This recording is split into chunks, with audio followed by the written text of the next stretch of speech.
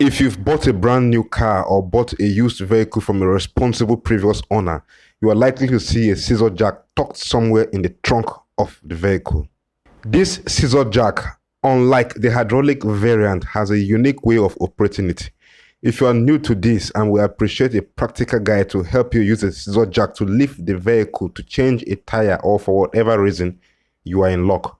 Put on your work gloves. Let's get busy. The scissor jack is usually tucked somewhere in the trunk of most vehicles. It is usually held in place by its scissor mechanism, aided by some protrusions on the body of the vehicle. To remove the jack, simply unscrew it counterclockwise from its base and take it out carefully. While taking it out, always exercise great caution so as not to compromise the vehicle's paint job with an unexpected scratch. Beyond removing the scissor jack from its storage position, there are usually two other things you also need if you intend to jack up the vehicle for the purpose of changing a tire: the lug wrench and the jack crank. Be sure to remove these too. Done with the remover, the next step is making sure that the parking brake of the vehicle is firmly engaged. Beyond the parking brake, it is also good practice to choke the opposite farthest way from your jacking point, and if practical, ensure that the vehicle is parked on flat terrain. If your intention of jacking up the vehicle in the first place is to change a flat tire, it is important to loosen the lug nuts of the affected tire first before proceeding, as you cannot safely loosen the lugs after the vehicle has been jacked up.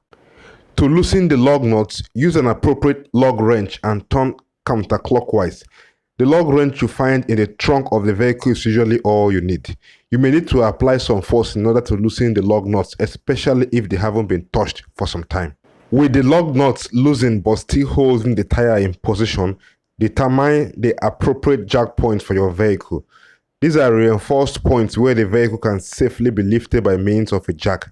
If you are unsure, consult your owner's manual and also double check that you get the positions right before attempting any vehicle jack-up procedure. After confirming the jack-up points of your vehicle, check with a scissor jack to see if it has an adjustable top bracket or lift plate. If the bracket or lift plate here is adjustable, it usually has to be adjusted by 90 degrees from its storage position so that it grips the undercarriage jacking point well. If it does not, you need not bother. Simply slide it right under the designated jacking point and with your fingers, slowly turn the power screw clockwise till it contacts the designated jacking point of the vehicle.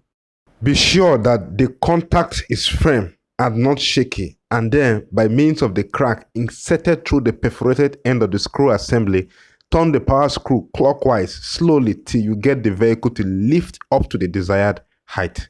If your motive of jacking up the vehicle with the car's original jack, the scissor jack, was to change a flat, now will be the right time to completely remove the loosened lug nuts and take out the tire for change or repair. Fitting on the new tire and taking the vehicle down from the scissor jack's support from this point is simply reversing what you've done before now.